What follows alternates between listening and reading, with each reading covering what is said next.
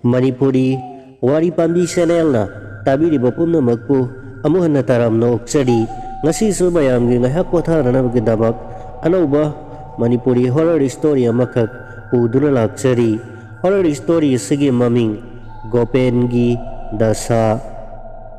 Horror story asigi writer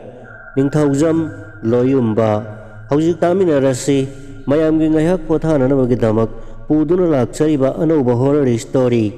Gopengi Dasa. Gopen piklingaydagi khara ngausinaba angang oina haura'i. Mama mapana mahakkidamakta karisu thamlamde. Mahakki haibabu hauzik leiriba yumpham machet asi khaktani. Nupisu nganta thijin thoklubana masasu ama yauri.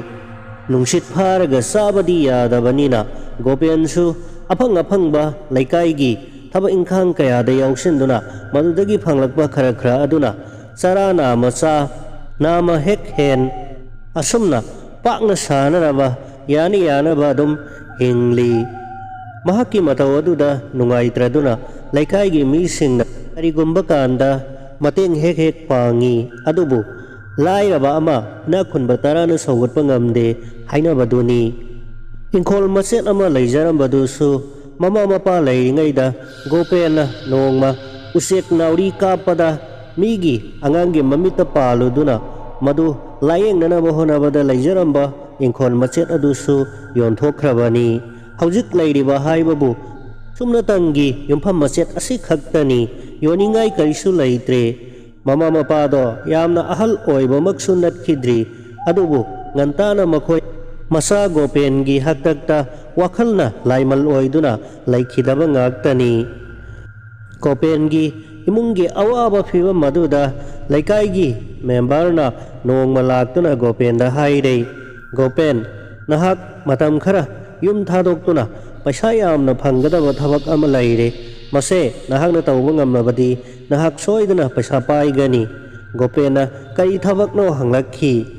maduda laikhaigi member aduna jangalda sattuna u kakpagi thabak tawrugadabani. Mado khara warabasu paisa yamna phangba thabakni. Nahakki awaba matawase yengma nungaitraduna paisa yamna phanggadaba thabak ama aina takpiribani. Gopenasu paisabu phangani hairabadi yaine hekta yauruge haiduna masana ayaba pire. Asumna laikhaigi member aduna sinduna Gopenado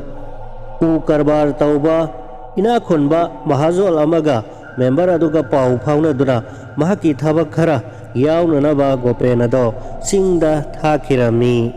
Gopenado makhoigi khun thangnaba thabak aduda hanana yauba member ga su khangnaba mioi amaga tanaduna mahakpu lambi singladuna Gopenado numit inigi khong lambi chingnungda changlaba matungda makhoigi aronba u karbar tawpham mafam ado tana yaukhre. Mafam aduda ten khanduna makhoi mi tararom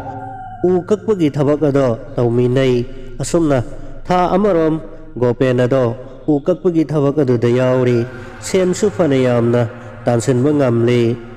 Nongma numidang wayama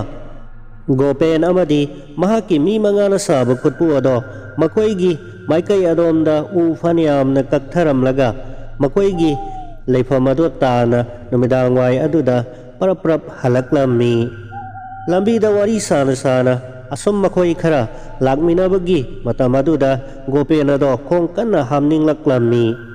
Gopena mahakka thangnabada chatliba mayambasing adudagi thaknanaba puriba ising khara lauraga khong ngaihakta hamlakhige ngaihakta ngaibikho haiduna mahakki singjang ado pairaga chingkharomda tapna kumthara'i. Mahakka lakminaba mayambasing aduna khong lambi mathakki aduda hamduna ngaihaktang Gopen ngaiboina wari sanari. Gopena khara marum oiba jaga ama tapna tapna kumtharaktuna thiraga khong hamlammi. Mahakna khong hamlingaida sing makha adomda asum yengtharakpada karigumba arangba posak ama aduga kanagumba mi ama taduna leibagi mawong khara uba phanglammi. Gopena khong hambado sat sat loisilami aduga makada uriba sakam adomda fit tararom tapna tapna singkha aduda kumtharaklami. ꯅꯛꯁꯤꯜꯂꯛꯄ ꯃꯇꯝ ꯑꯗꯨꯗ ꯒꯣꯄꯦꯟ ꯑꯗꯣ ꯁ꯭ꯋꯥꯏ ꯂꯥꯎꯔꯝꯃꯤ, ꯃꯁꯥꯗꯣ ꯄꯨꯡꯄꯥ ꯄꯥꯈꯠꯂꯝꯃꯤ꯫ ꯑꯗꯨꯗꯒꯤ ꯊꯪꯅꯕ ꯃꯤꯀꯨꯞꯇ ꯑꯁꯤꯕꯤ ꯅꯨꯄꯤ ꯑꯗꯨꯒꯤ ꯃꯁꯥꯗ ꯌꯥꯎꯔꯤꯕ ꯂꯤꯛꯁꯤꯡ ꯑꯗꯣ ꯏꯔꯪ ꯂꯪꯅ ꯎꯔꯛꯄꯗꯨꯗ ꯃꯍꯥꯛ ꯄꯥꯈꯠꯄ ꯊꯛꯀꯠꯄ ꯑꯃꯒ ꯂꯣꯏꯅꯅ ꯂꯥꯛꯃꯤꯟꯅꯔꯤꯕ ꯃꯤꯑꯣꯏꯁꯤꯡ ꯑꯗꯣ ꯀꯧꯔꯒ ꯇꯥꯛꯂꯁꯤꯔꯥ ꯍꯥꯏꯅ ꯈꯜꯂꯛꯈꯤ꯫ ꯑꯗꯨꯗ ꯉꯥꯏꯍꯥꯛꯇꯪꯒꯤ ꯋꯥꯈꯜꯗ ꯒꯣꯄꯦꯜꯗ ꯃꯤꯍꯧ ꯆꯥꯎꯕ ꯑꯃꯒ ꯂꯣꯏꯅꯅ ꯃꯁꯦ ꯃꯌꯥꯝꯗ ꯈꯪꯍꯜꯂꯨꯕ ꯌꯥꯕ ꯄꯣꯠ ꯅꯠꯇ꯭ꯔꯦ ꯍꯥꯏꯗꯨꯅ ꯃꯃꯥꯡꯗ ꯁꯤꯗꯨꯅ ꯇꯥꯔꯤꯕꯤ ꯅꯨꯄꯤ ꯑꯗꯨꯒꯤ ꯃꯅꯥꯛ ꯇꯝꯅ ꯄ꯭ꯔꯞ ꯄ꯭ꯔꯞ ꯃꯈꯨꯠꯇ ꯁꯤꯡꯖꯪ ꯑꯗꯨ ꯄꯥꯏꯔꯒ ꯆꯪꯁꯤꯜꯂꯛꯂꯝꯃꯤ꯫ ꯃꯅꯥꯛ ꯌꯧꯁꯤꯜꯂꯛꯄ ꯃꯇꯝ ꯑꯗꯨꯗ ꯃꯁꯛ ꯐꯖꯈ꯭ꯔꯕꯤ ꯅꯨꯄꯤ ꯑꯃ ꯃꯐꯤ ꯃꯔꯣꯜ ꯑꯗꯣ ꯅꯥꯇꯩ ꯆꯥꯗꯅ ꯇꯥꯗꯨꯅ ꯂꯩꯔꯤ꯫ ꯃꯗꯣ ꯎꯕꯗ ꯒꯣꯄꯦꯟꯅ ꯅꯨꯄꯤ ꯑꯗꯨꯗ ꯃꯨꯟꯅ ꯌꯦꯡꯂꯝꯃꯤ꯫ ꯅꯨꯄꯤ ꯑꯗꯣ ꯇꯁꯦꯡꯅ ꯁꯤꯔꯦ꯫ ꯅꯨꯄꯤ ꯑꯗꯨꯒꯤ ꯃꯁꯥꯗ ꯃꯉꯛꯁꯝꯗ ꯁꯅꯥꯒꯤ ꯂꯤꯛ ꯑꯃ ꯆꯦꯠꯅ ꯁꯤꯔꯤ, ꯑꯗꯨꯒ ꯃꯅꯥ ꯑꯅꯤ ꯑꯗꯨꯗꯁꯨ ꯑꯆꯧꯕ ꯁꯅꯥ ꯑꯃꯃꯝ ꯌꯥꯜꯂꯤ꯫ ꯃꯗꯣ ꯎꯕꯗ ꯒꯣꯄꯦꯟꯅ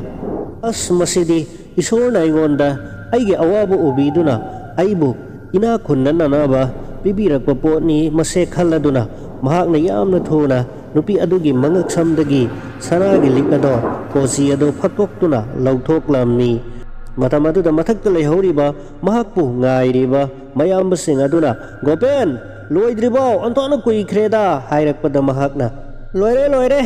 ꯍꯥꯏꯔꯗꯨꯅ ꯅꯨꯄꯤ ꯑꯗꯨꯗꯒꯤ ꯃꯍꯥꯛꯀꯤ ꯃꯅꯥꯗ ꯆꯤꯜꯂꯤꯕ ꯂꯩ ꯁꯅꯥꯗꯣ ꯂꯧꯊꯣꯛꯄ ꯍꯣꯠꯅꯔꯝꯃꯤ꯫ ꯇꯥꯞ ꯂꯧꯊꯣꯛꯄ ꯌꯥꯗꯕꯗꯒꯤ ꯒꯣꯄꯦꯟꯅ ꯁꯥꯎꯅꯤꯡꯂꯛꯇꯨꯅ ꯃꯍꯥꯛꯀꯤ ꯁꯤꯡꯖꯪ ꯑꯗꯨꯅ ꯅꯨꯄꯤ ꯑꯗꯨꯒꯤ ꯃꯅꯥ ꯑꯅꯤ ꯑꯗꯣ ꯂꯦꯟꯊꯠꯂꯝꯃꯤ꯫ ꯑꯗꯨꯗꯒꯤ ꯒꯣꯄꯦꯟꯅ ꯂꯦꯟꯊꯠꯂꯕ ꯃꯅꯥ ꯑꯅꯤ ꯑꯗꯣ ꯆꯤꯡ ꯃꯊꯛ ꯑꯗꯨꯗ ꯀꯥꯈꯠꯂꯛꯂꯒ ꯃꯆꯦꯠ ꯃꯆꯦꯠ ꯃꯍꯥꯛꯀꯤ ꯁꯤꯡꯖꯪ ꯑꯗꯨꯅ ꯂꯦꯟꯊꯠꯂꯕ ꯃꯇꯨꯡꯗ ꯁꯅꯥ ꯑꯗꯣ ꯂꯧꯊꯣꯛꯂꯝꯃꯤ꯫ ꯂꯤꯛ ꯑꯗꯨꯒ ꯁꯅꯥ ꯑꯅꯤ ꯑꯗꯨꯒ ꯃꯍꯥꯛꯀꯤ ꯈꯨꯗꯩ ꯑꯗꯨꯒꯤ ꯃꯆꯤꯗ ꯆꯦꯠꯅ ꯀꯤꯁꯤꯜꯂꯕ ꯃꯇꯨꯡꯗ ꯃꯍꯥꯛ ꯄꯔꯞ ꯄꯔꯞ ꯃꯍꯥꯛꯀꯤ ꯃꯌꯥꯝꯕꯁꯤꯡꯅ ꯂꯩꯍꯧꯔꯤꯕ ꯃꯊꯛ ꯑꯗꯨꯗ ꯀꯥꯈꯠꯂꯛꯂꯝꯃꯤ꯫ ꯑꯣꯟꯊꯣꯛꯅ ꯀꯨꯏꯈ꯭ꯔꯦꯗ ꯈꯣꯡ ꯍꯥꯝꯕꯕꯨ, ꯑꯁ ꯉꯁꯥꯏꯗꯤ ꯆꯥꯈꯤꯕ ꯏꯟꯁꯥꯡꯗꯨꯅꯔ ꯀꯔꯤꯅꯣ ꯄꯨꯛ ꯑꯁꯤ ꯏꯅꯨꯡ ꯅꯨꯡꯉꯥꯏꯇꯕ ꯑꯗꯨꯅꯅꯤ ꯍꯥꯏꯔꯗꯨꯅ ꯃꯈꯣꯏ ꯄꯨꯟꯅ ꯃꯈꯣꯏꯒꯤ ꯆꯤꯡꯅꯨꯡꯗ ꯂꯩꯔꯤꯕ ꯃꯈꯣꯏꯒꯤ ꯂꯩꯐꯝ ꯑꯗꯨ ꯇꯥꯟꯅ ꯂꯥꯛꯃꯤꯟꯅꯔꯦ꯫ ꯑꯍꯤꯡ ꯑꯗꯣ ꯒꯣꯄꯦꯟ ꯑꯗꯣ ꯁꯨꯡꯇꯨꯝ ꯇꯨꯝꯕ ꯌꯥꯗꯦ꯫ ꯃꯁꯥꯗꯣ ꯄꯥꯈꯠꯄꯒ ꯉꯁꯤ ꯊꯣꯛꯂꯤꯕ ꯊꯧꯗꯣꯛ ꯑꯁꯤꯕꯨ ꯃꯪꯂ ꯇꯥꯏꯕꯪꯂ, ꯑꯗꯨꯒ ꯑꯃꯨꯛꯁꯨ ꯁꯅꯥ ꯂꯨꯄꯥꯗꯣ ꯐꯪꯕꯒꯤ ꯍꯔꯥꯎꯕꯅ ꯃꯁꯥꯗꯣ ꯃꯊꯨꯞ ꯃꯔꯥꯡ ꯍꯧꯏ꯫ ꯑꯗꯨꯒ ꯑꯃꯨꯛꯁꯨ ꯅꯨꯄꯤ ꯑꯗꯣ ꯀꯅꯥꯅ ꯍꯥꯠꯄ ꯑꯣꯏꯔꯤꯒꯕ? ꯂꯩꯁꯥꯕꯤꯗꯤ ꯃꯥꯟꯗꯦ, ꯃꯧꯗꯤ ꯃꯧꯅꯤ, ꯃꯁꯛꯇꯤ ꯑꯣꯟꯊꯣꯛꯅ ꯐꯖꯈ꯭ꯔꯦꯗ꯫ ꯑꯗꯨꯕꯨ ꯃꯗꯣ ꯄꯨꯝꯅꯃꯛ ꯈꯜꯂꯔꯣꯏ, ꯄꯨꯝꯅꯃꯛ ꯑꯩꯒꯤ ꯂꯥꯏꯕꯛꯇ ꯑꯩ ꯏꯅꯥꯛ ꯈꯨꯟꯖꯧ ꯍꯥꯏꯗꯨꯅ ꯏꯁꯣꯔꯅ ꯄꯤꯕꯤꯔꯛꯄ ꯇꯥꯟꯖꯥ ꯑꯃꯅꯤ ꯈꯜꯂꯗꯨꯅ ꯒꯣꯄꯦꯟ ꯇꯨꯝꯊꯅꯅꯕ ꯍꯣꯠꯅꯩ꯫ ꯑꯗꯨꯒ ꯃꯍꯥꯛ ꯍꯌꯦꯡꯗꯒꯤ ꯎ ꯀꯛꯄꯒꯤ ꯊꯕꯛ ꯑꯁꯦ ꯌꯥꯎꯔꯔꯣꯏ꯫ ꯍꯌꯦꯡꯗꯒꯤ ꯃꯍꯥꯖꯣꯟ ꯑꯗꯨꯅꯁꯨ ꯊꯥꯖꯅꯅꯕ ꯂꯥꯏ ꯇꯣꯡꯁꯤꯟꯅꯗꯨꯅ ꯍꯦꯛꯇ ꯉꯥꯎꯁꯤꯟꯅꯔꯒꯦ, ꯑꯗꯨꯒ ꯃꯍꯥꯛ ꯌꯨꯝꯗ ꯆꯠꯅꯅꯕ ꯊꯧꯔꯥꯡ ꯇꯧꯔꯒꯦ ꯈꯟꯗꯨꯅ ꯒꯣꯄꯦꯟ ꯑꯗꯣ ꯑꯍꯤꯡ ꯑꯗꯣ ꯅꯣꯡꯉꯥꯜꯂꯝꯗꯥꯏ ꯉꯥꯏꯍꯥꯛꯇꯪ ꯑꯗꯨꯗ ꯇꯨꯝꯊꯈ꯭ꯔꯦ꯫ ꯉꯟꯇꯥꯅ ꯃꯍꯥꯛꯅ ꯍꯦꯛ ꯍꯧꯒꯠꯂꯛꯄꯒ ꯃꯍꯥꯛ ꯆꯣꯏꯔꯣꯟ ꯄꯥꯔꯣꯜ ꯄꯨꯡꯉꯥꯡꯗ ꯉꯥꯡꯕ ꯁꯥꯗꯨꯅ ꯄꯪꯂꯥꯎꯗ ꯂꯥꯎꯔꯝꯃꯤ, ꯑꯗꯨꯒ ꯄꯪꯅꯣꯛꯇ ꯅꯣꯛꯁꯤꯟꯅꯔꯝꯃꯤ꯫ ꯂꯩꯃꯤꯟꯅꯕ ꯃꯌꯥꯝ ꯑꯗꯨꯅ ꯀꯩꯗꯧꯔꯕꯖꯥꯠꯅꯣ ꯍꯥꯏꯗꯨꯅ ꯄꯪꯄꯥꯗ ꯄꯥꯈꯠꯂꯝꯃꯤ꯫ ꯑꯗꯨꯗꯒꯤ ꯒꯣꯄꯦꯟꯅ ꯇꯧꯁꯤꯟꯅꯗꯨꯅ ꯑꯩꯕꯨ ꯌꯨꯝꯗ ꯊꯤꯟꯕꯤꯌꯨ, ꯑꯩꯕꯨ ꯈꯨꯗꯛ ꯑꯁꯤꯗ ꯌꯨꯝꯗ ꯊꯤꯟꯕꯤꯌꯨ ꯍꯥꯏꯗꯨꯅ, ꯅꯠꯇ꯭ꯔꯕꯗꯤ ꯅꯈꯣꯏ ꯂꯣꯏꯅ ꯍꯥꯠꯀꯅꯤ ꯍꯥꯏꯗꯨꯅ ꯃꯤꯠ ꯂꯥꯎꯊꯣꯛꯇꯨꯅ ꯃꯍꯥꯛꯅ ꯇꯧꯁꯤꯟꯅꯔꯝꯃꯤ꯫ ꯃꯇꯧ ꯑꯗꯨꯗ ꯂꯩꯃꯤꯟꯅꯔꯤꯕ ꯃꯌꯥꯝ ꯑꯗꯣ ꯃꯍꯧꯁꯥꯒ ꯏꯃꯥꯟ ꯃꯥꯟꯅꯗꯕꯗꯨꯗ ꯄꯥꯈꯠꯇꯨꯅ ꯃꯍꯥꯖꯣꯟꯗ ꯄꯥꯎ ꯄꯤꯔꯝꯃꯤ꯫ ꯃꯍꯥꯖꯣꯟꯅꯁꯨ ꯑꯗꯨꯗꯤ ꯌꯨꯝꯗ ꯃꯇꯝ ꯈꯔ ꯂꯥꯌꯦꯡꯅꯅꯕ ꯊꯥꯈꯤꯕꯅ ꯐꯅꯤ, ꯍꯌꯦꯡ ꯀꯔꯤꯒꯨꯝꯕ ꯐꯠꯇ ꯅꯨꯡꯗ ꯊꯣꯛꯂꯒ ꯋꯥ ꯌꯥꯝꯅꯔꯛꯀꯅꯤ ꯍꯥꯏꯗꯨꯅ ꯃꯍꯥꯖꯣꯟꯅ ꯒꯣꯄꯦꯟꯕꯨ ꯃꯌꯨꯝꯗ ꯃꯍꯥꯛꯀ ꯂꯩꯃꯤꯟꯅꯕ ꯃꯤꯑꯣꯏ ꯑꯃꯕꯨ ꯊꯤꯜꯍꯜꯂꯛꯂꯝꯃꯤ꯫ ꯒꯣꯄꯦꯟꯅ ꯃꯈꯣꯏꯒꯤ ꯈꯨꯟꯖꯤꯟ ꯑꯗꯣ ꯌꯧꯔꯛꯂꯕꯗ ꯃꯍꯥꯛꯄꯨ ꯊꯤꯟꯕꯤꯔꯛꯂꯤꯕ ꯃꯤꯑꯣꯏ ꯑꯗꯨꯗ ꯑꯣꯟꯁꯤꯟꯗꯨꯅ ꯃꯀꯧꯔꯤ ꯑꯗꯣ ꯆꯞꯂꯝꯃꯤ꯫ ꯅꯍꯥꯛ ꯅꯊ꯭ꯋꯥꯏ ꯃꯥꯡꯅꯤꯡꯗ꯭ꯔꯕꯗꯤ ꯊꯨꯅ ꯃꯐꯝ ꯑꯁꯦ ꯊꯥꯗꯣꯛꯇꯨꯅ ꯆꯠꯈ꯭ꯔꯣ, ꯑꯩꯕꯨ ꯌꯨꯝ ꯈꯪꯗꯕ ꯃꯤꯔꯣ ꯍꯥꯏꯗꯨꯅ ꯇꯧꯕ ꯃꯇꯧ ꯑꯗꯨꯗ ꯃꯍꯥꯛꯄꯨ ꯊꯤꯜꯂꯛꯂꯤꯕ ꯃꯤꯑꯣꯏ ꯑꯗꯨꯁꯨ ꯃꯁꯤꯗꯤ ꯃꯑꯣꯡ ꯑꯃꯅꯤ, ꯊꯋꯥꯏ ꯃꯥꯡꯗ꯭ꯔꯤꯉꯩꯗ ꯆꯠꯍꯧꯕꯅ ꯐꯅꯤ ꯈꯟꯗꯨꯅ ꯒꯣꯄꯦꯟ ꯑꯗꯣ ꯃꯐꯝ ꯑꯗꯨꯗ ꯊꯝꯂꯝꯂꯒ ꯃꯍꯥꯛꯀꯤ ꯊꯕꯛ ꯃꯐꯝꯗ ꯌꯥꯝꯅ ꯊꯨꯅ ꯑꯃꯨꯛ ꯍꯟꯈꯤꯔꯝꯃꯤ꯫ ꯒꯣꯄꯦꯟ ꯑꯗꯣ ꯃꯍꯥꯛꯅ ꯇꯧꯔꯤꯕ ꯊꯕꯛ ꯑꯗꯨꯒꯤꯗꯃꯛꯇ ꯌꯥꯝꯅ ꯆꯥꯎꯊꯣꯛꯆꯔꯝꯃꯤ, ꯃꯁꯥꯅ ꯌꯥꯝꯅ ꯁꯤꯡꯂꯦ ꯍꯥꯏꯅꯁꯨ ꯈꯟꯖꯔꯝꯃꯤ꯫ ꯃꯍꯥꯛꯀꯤ ꯐꯤꯖꯤꯗ ꯌꯦꯞꯂꯤꯕ ꯁꯅꯥꯂꯨꯄꯥꯁꯤꯡ ꯑꯗꯣ ꯍꯤ ꯑꯗꯣ ꯑꯃꯨꯛꯀꯤꯁꯤ ꯊꯣꯛꯇꯨꯅ ꯌꯦꯡꯂꯝꯃꯤ ꯑꯗꯨꯒ ꯃꯁꯥ ꯃꯊꯟꯇꯅ ꯄꯪꯅꯣꯛꯇ ꯅꯣꯛꯇꯨꯅ ꯋꯥꯈꯜ ꯅꯨꯡꯉꯥꯏꯅ ꯌꯨꯝꯗ ꯂꯥꯛꯂꯝꯃꯤ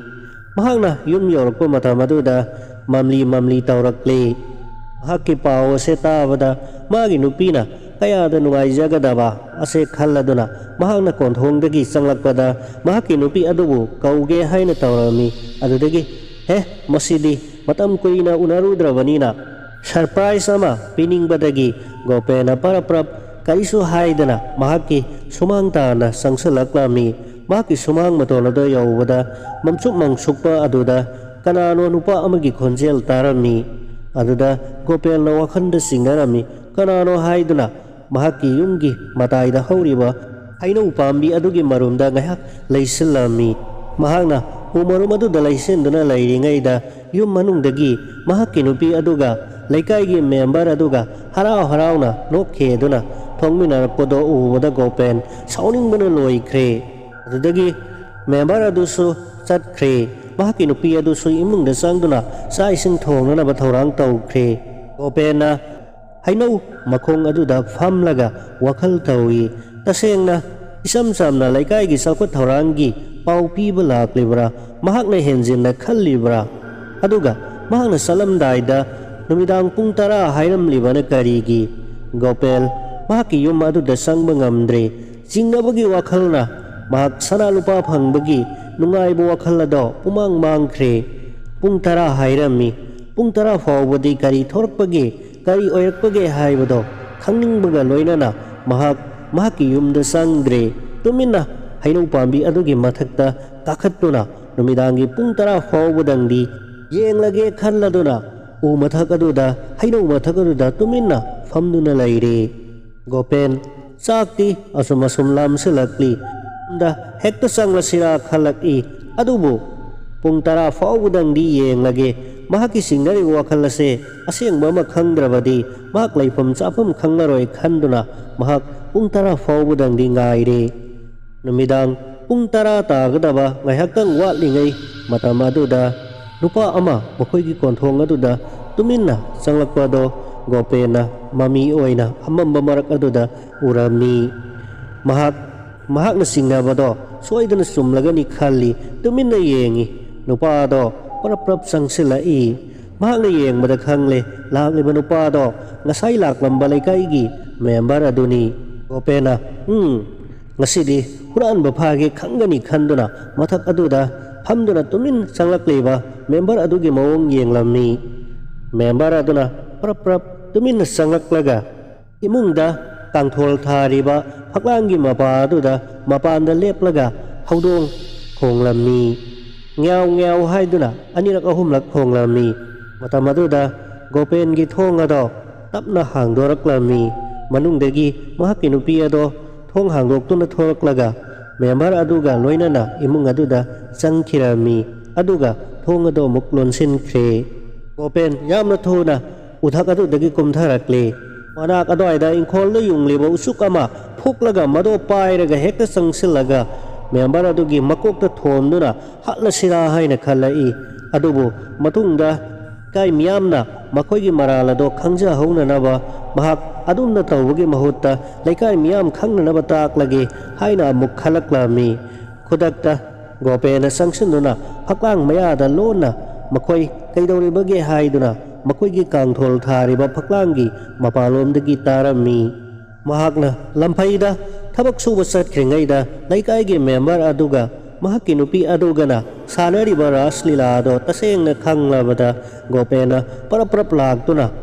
ꯊꯣꯡ ꯑꯗꯣ ꯃꯄꯥꯟꯗ ꯄꯣꯅꯥ ꯊꯥꯖꯤꯜꯂꯝꯃꯤ ꯑꯗꯨꯒ ꯑꯍꯤꯡ ꯑꯗꯨꯗ ꯂꯩꯀꯥꯏ ꯍꯨꯔꯥꯟꯕ ꯆꯪꯂꯦ ꯂꯩꯀꯥꯏ ꯍꯨꯔꯥꯟꯕ ꯆꯪꯂꯦ ꯑꯣꯛꯇꯕꯤ ꯐꯥꯔꯦ ꯍꯥꯏꯗꯨꯅ ꯀꯟꯅ ꯂꯥꯎꯔꯝꯃꯤ ꯇꯟꯖꯥ ꯑꯗꯨꯗ ꯏꯃꯨꯡꯗ ꯂꯩꯔꯝꯕ ꯒꯣꯄꯦꯟꯒꯤ ꯅꯨꯄꯤ ꯑꯃꯁꯨꯡ ꯃꯦꯝꯕꯔ ꯑꯅꯤ ꯑꯗꯣ ꯄꯔꯞ ꯃꯄꯥꯟꯗ ꯊꯣꯔꯛꯀꯦ ꯇꯧꯕꯗ ꯊꯣꯡ ꯑꯗꯣ ꯃꯄꯥꯟꯗ ꯄꯣꯅꯥ ꯊꯥꯖꯤꯟꯈꯤꯕꯅ ꯊꯣꯔꯛꯄ ꯌꯥꯗ꯭ꯔꯦ ꯂꯩꯀꯥꯏ ꯊꯪꯅꯕꯗ ꯂꯩꯕ ꯃꯤꯌꯥꯝ ꯑꯃ ꯃꯈꯨꯠꯇ ꯆꯩ ꯑꯃꯃꯝ ꯄꯥꯏꯗꯨꯅ ꯆꯦꯟꯁꯤꯜꯂꯛꯂꯕꯗ ꯒꯣꯄꯦꯟꯅ ꯄꯨꯝꯅꯃꯛ ꯑꯗꯣ ꯃꯌꯥꯝꯗ ꯋꯥꯔꯤ ꯍꯥꯏꯔꯝꯃꯤ ꯑꯗꯨꯒ ꯊꯣꯡ ꯑꯗꯣ ꯍꯥꯡꯗꯣꯛꯂꯝꯃꯤ ꯃꯗꯨꯗ ꯏꯃꯨꯡ ꯑꯗꯨꯗꯒꯤ ꯃꯦꯝꯕꯔ ꯑꯃꯁꯨꯡ ꯃꯍꯥꯛꯀꯤ ꯅꯨꯄꯤ ꯑꯅꯤ ꯑꯗꯣ ꯂꯩꯃꯤꯟꯅꯔꯝꯕꯗꯨꯗ laikai mayamna faduna mapanda puthorakle aduga khudak aduda lai pareng lengduna pengi apamagi matung ina mahaki nupi ado laikai member aduda kaina katuna pithokre aduga mahaki oiriba angang adudi Gopen na lahore asumna ahing ado Gopen kap tuna pikliba masabu kon duna ahing ado kapna nungan khiba khangaudre mahak sana lupa phanglakpagi nungaira wakhal amaga loinana lakhiba do haujikti laikai miyam mamangda changsi sire mathang numidang pung 12 muk tarakpa adwaidani Gopena piklibi masa adubu konduna tumlingai matam atuda mapandagi mahaki thongado kak thilakhi soiduna member adugi mising oiramba tai khanduna Gopena makutta thangjaw ado paiduna thongado tapna hangdoklami nungsitsu khara sitli Gopena thong hek hangdokhebada darikha mangol aduda nupi ama leptuna leirammi nupi ado hek ubada Gopen kanano haiduna swailawi pena sombu kana oibirabano asuk thenglaba matam asida kaigidamak aigi yum asida lakpiribano hairakhi matam aduda nupi aduna ipa pakhana aibu amukta kanbiu mi phata kharana aibu tanarakpani aihak mafam asida ngasigi ahing asimatang changjapam pibiu hairakpada Gopena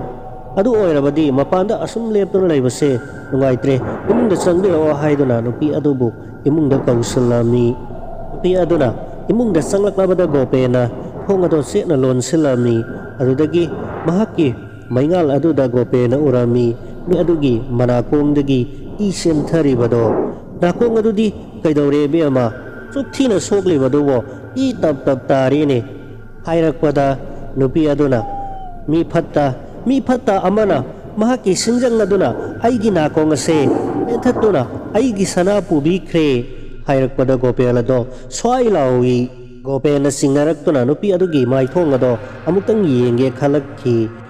mahakna nupi aduda hairaklami ibema nahak aini yamnu singnaba yamna manba misak amakhak leire nahak amukta maingal asomda mayado onsin bira uyengjage hairubada nupi aduna maingal aduda mamayado onsilakhi matamaduda Gopela do ima haina khangprek khangna longna tarakhi laimai aduda Gopela do longna taraga masado ipapa khana hugatuna sienge honabada nupi aduna mangda thattuna laikhi inungda siduna taduna laihorabi nangna matau karamna mafam asida hairakpada nupi aduna khangna nokladuna aihak nupi adugi thawai aduni nangna aigi inabu lenduna aigi sanabu lona puduna satkhiba numit adudagi aina nangbu thiduna laklibani sana lupa yaudabadi kharabu fai nakongani lenthat pi khraba aigi sakta maduna khabargi mediagi tvgi mamangda mayam mamangda uthorakpadudadi aihak kayam ikaikhi isagi ijat pusu khongoina biba ijat pusu laubiba aduga amuksu tamthina hatok piba pumna makado kanamatana uhoba nate adubu ngasidi khabarda tvda uthorakpa matamdadi nakong phau lenthat piduna asuk tamthina hatok pikhiba ko haiduna mayamna ningamdana sonari sakam kairaba igi sakpham ado ngasidi laibak miyam pumba sinba thongna loina yengkhrabani airaba aigi sakpham adubu aibu ijat khongoina khiba pumna magadugi marudi nangna aigi sanabu pambagi damakta aigi inabu lenthat piramkhi nangasidi kadaida siengani haiduna asiba nupi adugi hawaina olaba but aduna paisalagtuna Gopengi mangaksam aduda chauraba khujil aduna chappaga loinana asangba maya aduna thumna thingjinduna mahakki ipena supki abokaina saji masagi mangaksamda lakpa gumkhre asomna but aduna Gopen busu tamthina hatoklamlaga wayaudraba hakchang aduna mangolda hundoklamlaga ahing aduda thawaina onba but nupi adusu mafam khangdana mangkhre